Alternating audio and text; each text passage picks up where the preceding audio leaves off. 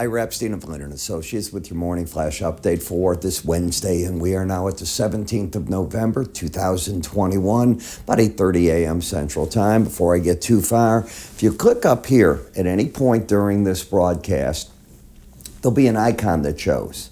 And in that icon, if you click it, that's how you can join into tomorrow's live webinar with me, where I'll try to answer all your questions on spiders, ETFs, the futures markets, and individual stocks. So if you help me with that, that's the way to do it. Just click that on, fill out the form. You can write me questions ahead of time. It's a 20-minute live webinar. It begins at 12:30 p.m. Central Time, ends at 12:50 p.m. It's intended to be short.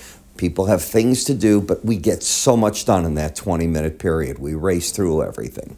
You're still lower in the energies as the market is still debating, is the president going to release or not release strategic stocks? I don't understand why he's asking China to release stocks. There's something weird that went on there the other day. Look at soybeans. They've decided to pick up and run for whatever reason. It's carrying with it wheat and the corn market as well. Bonds and notes fairly stable. The president yesterday said, relating to those, that he is going to make his decision on who's going to run the Fed, his nomination, by, I guess it's Saturday or so. It could be any day here, within 4 days is what he said.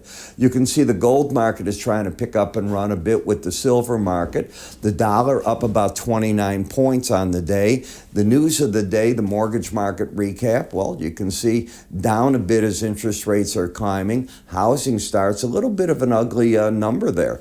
Down 0.7 on they expected it up 1.6%. They got down 0.7. That's not very pretty. The permit part of it, they expected it up 2%. They're up 4%. Something in the timing must be going on there. The petroleum stock estimates for this morning at 9:30, you can see pretty flat. Eurozone economic data, CPI numbers up a little bit here, but the real fear is COVID. COVID is exploding in Europe. It's exploding in the United States. The medical doctors told us this was going to be the case. They are right on the money again. It's going to get worse in the U.S. as Thanksgiving. You're going to have 54 million people hitting the roads and traveling the family. How much of that is going to cause a spread? But like the flu, if you're vaccinated, even if you get it, the symptoms aren't as deadly as they were before. That's going to be something we all watch. Now, one of the things I look at when I watch these markets are for entry and exit. Here's a tool. You might want to look at the short video series that we've put together. We email you the links and everything for it. And it's what a lot of pros use. I mean, pivot points are just so popular. And it's an area where you're looking, how does the market move away from, let's call it that moving average, that line in the sand, and move away from there for your points of reference. Now, I call it a moving average. It's really a center point, and you're finding resistance points above and below the market. I tie it together with timing via the slow stochastic, and it makes a pretty interesting way to look at the markets. It's yours free.